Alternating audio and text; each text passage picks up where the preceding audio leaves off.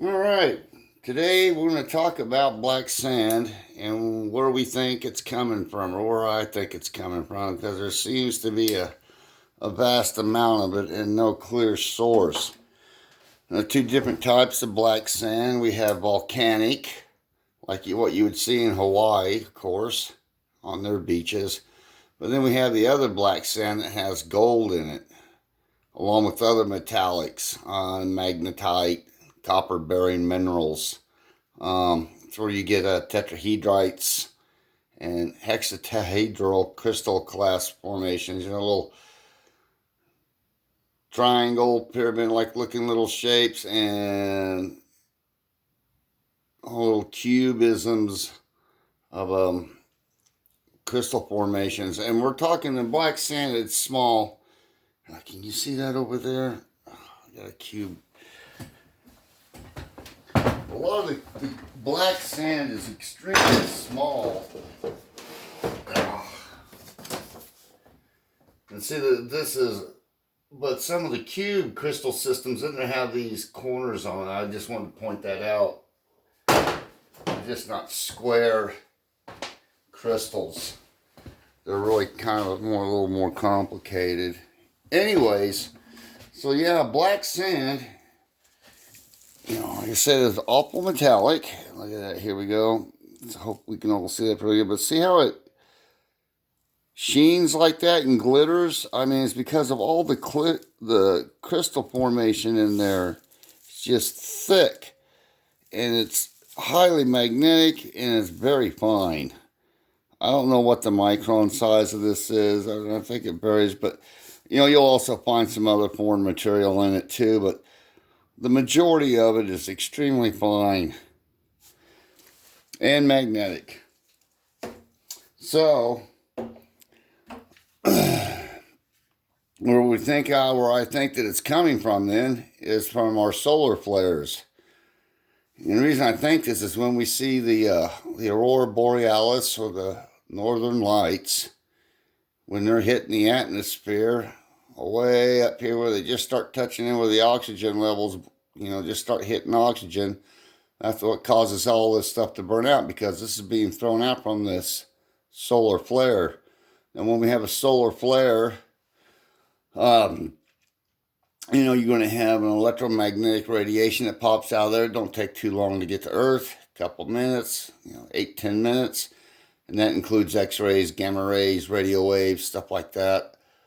But the coronal mass ejection that we get, which is right here, anywhere from 15 hours to 2 to 3 days. Now, I wanted to point something out at this point of the video real quick when I was doing this research.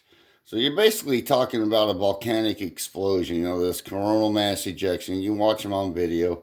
If you look real close at the sun, and anybody that works with metals or crucibles or boiling metals, the sun up close looks an awful lot like what you would see, when you're melting metals. You even have cool spots, be slag, or just regular metal that's cooled off. What are those sunspots? To me, that might be what that is. But anyways, they say the sun is 94 million miles from Earth. And this solar flare, this coronal mass ejection, takes 2 to 3 days to get here. So let's just say 3 days. That's 72 hours. The numbers don't add up.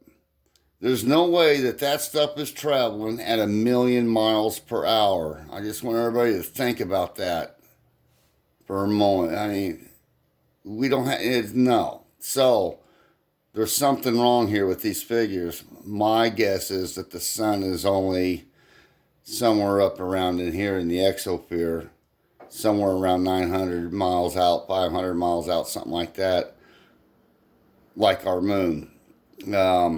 This also glows at night. This is also like a small star.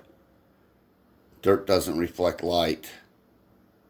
This thing glows. You can look at my my blood moon video for that.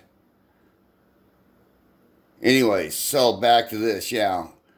Volcanic eruptions, whatever you want to call this, when it belches out all that stuff that finally gets here that causes these to light up the aurora borealis. That's matter that's hitting that's causing them stuff to burn up.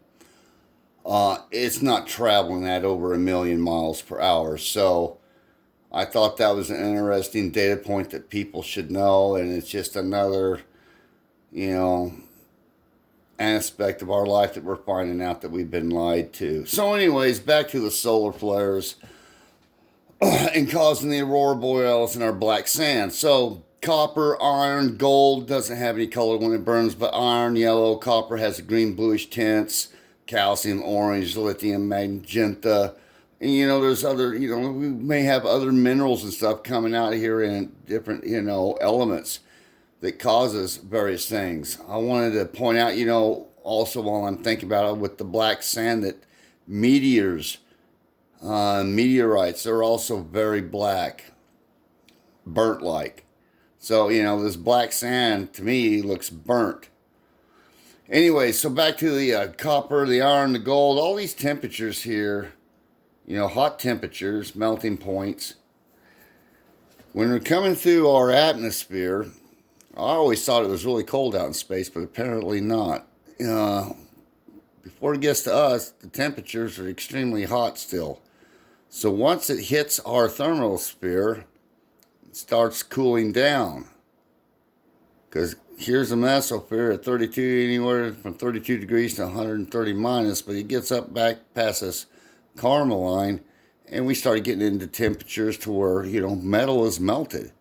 So when it hits that very last little bit of oxygen, as we get down closer, you know, to Earth, the oxygen level, of course, increases. But it starts contacting the oxygen in this area. That's why we get our aurora borealis is somewhere up in this vicinity of our atmosphere. So you go on down through here, and it falls down through. Once it's all hot, it hits this nice cold temperature like that. Well, that gets you the crystallization. Falls down on into Earth, and whap, there you go. And just while we're talking about it, the oxygen levels and whatnot here, 78% of our atmosphere through here is nitrogen. 21% is oxygen. The other 1% is other gases, neon, argon, methane, water vapor, and carbon dioxide that everybody seems to be so worried about comes in at a whopping 0.04%. Okay? So anybody that's saying, oh my God, carbon dioxide, it's like there's hardly any in there, okay? And if you're really worried about it, talk to the people that work at Yellowstone, that live in a, you know, a methane, carbon dioxide rich environment. They work there every day and they seem to be just fine and dandy. Okay? So anyways, I just wanted to point these things out, that this is where I feel that our black sand is coming from. All around up through here. It's coming down from there. Maybe not so much now. There may be a mass ejection back in the day, but there's still little bits coming down, and that's what's causing our neat little northern lights. So I thought I'd share that with anybody. Hope you enjoy the video and I didn't stumble through it too badly, and you understand the point I'm trying to make here. Thanks for watching.